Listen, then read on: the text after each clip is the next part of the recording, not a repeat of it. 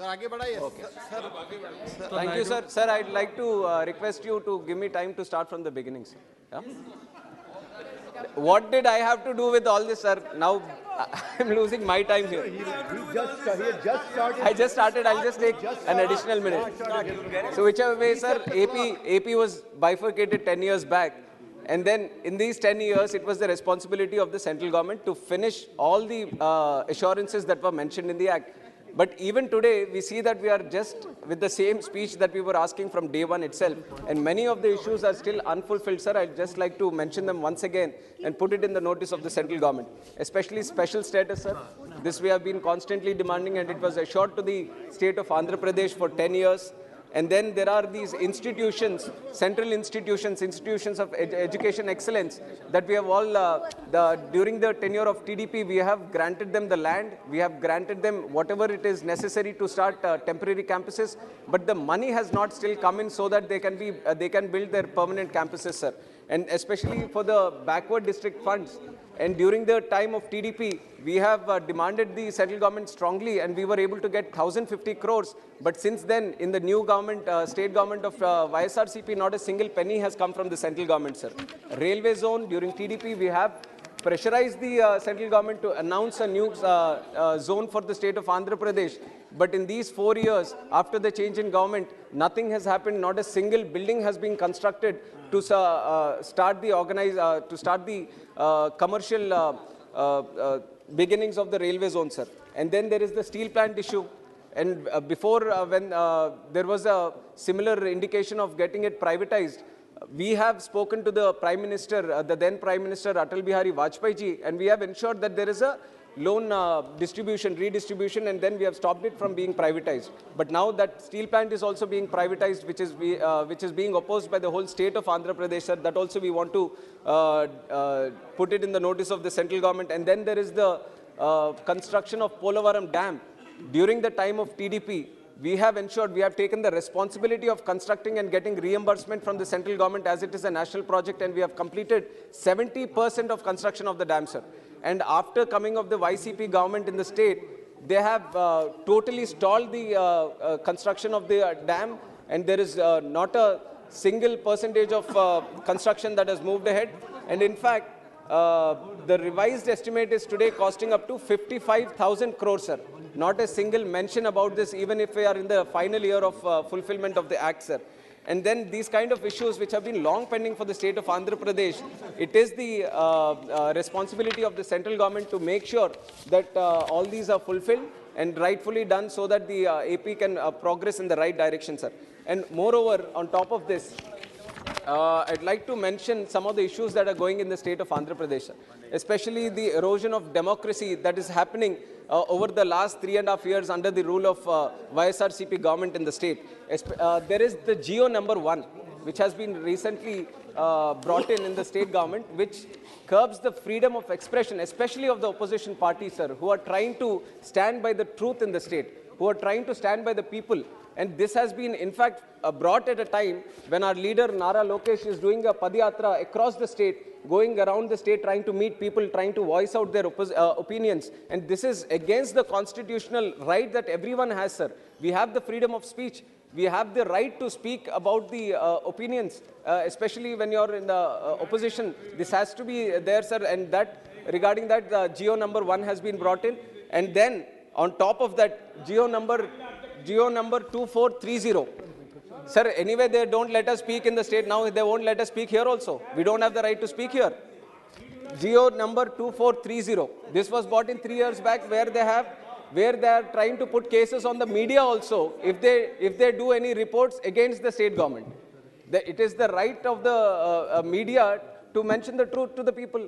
Now for that also they brought a Geo saying that you can't do all these articles against the state government. And then on top of that, sir, on top of that, if you see the, I'll give you some incidents, sir, which will explain the functioning of the state government right now.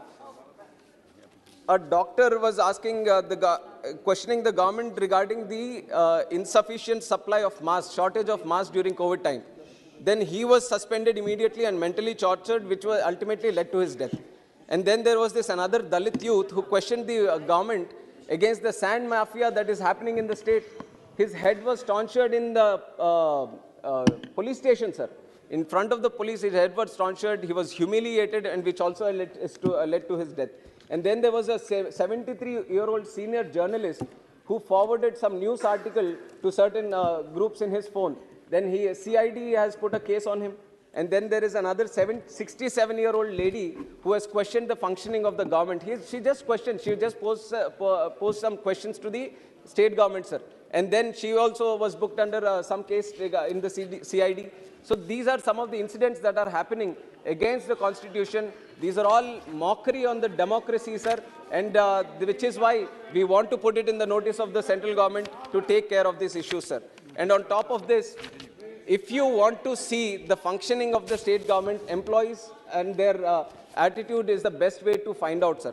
Now, regarding the employees in the state of Andhra Pradesh, teachers who are to be respected, who we compare in our culture as equivalent to gods. Now, these teachers have come on the road protesting against the same government. They have complained that teachers who are employees of the state government.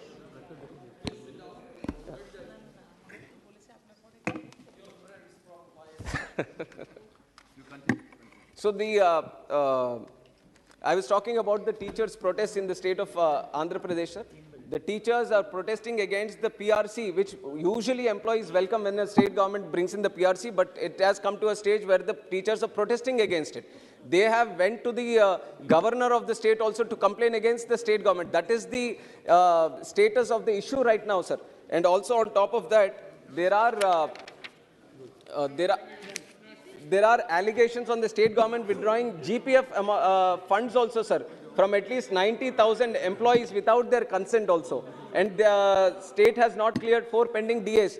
So the employees are facing such an issue that even the salaries are not being paid on time. So this is an indication on how the state is moving into a failed state. And it is high time the central government takes notice of this also, sir.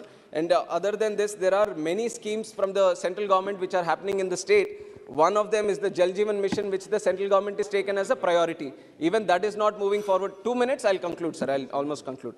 Jal Jeevan Mission, sir, almost 1,098 crores, which is supposed to be the share of the state government, is not being put forward.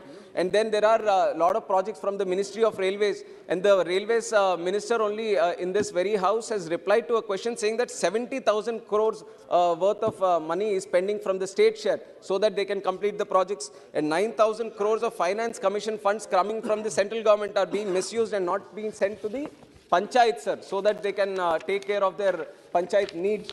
And so many issues of misuse and diversion of funds are happening from the central government that are coming to the state. So this also we want to put it in the notice of the central government so that they can take care of it. And other than this, sir, the present financial situation of the state of Andhra Pradesh, we are in dire crisis, sir. We are moving into a state. We have seen example of countries also like Sri Lanka, what has happened if the finances are not being disciplinedly maintained. And right now, AP has come to a state where they are taking loans to pay the interest on loans which are already there. That is the situation of Andhra Pradesh, sir. And the RBI has also analyzed that it is one of the top 10 indebted states in the country. And the government is borrowing neither for infrastructure creation or revenue generation or for the welfare, but it's paying, taking loans to pay off past loans, sir. And also, sir, last point. And this coupled with the disastrous governance structure in the state, which is already highlighted, sir, it's leading to incomparable pain for the people of Andhra Pradesh. I urge the union government to intervene immediately before it's too late. And I thank you for giving me the opportunity to speak in this. Thank you. Thank you. E.T. Mohammed Bashir. Sir, thank you very much, sir.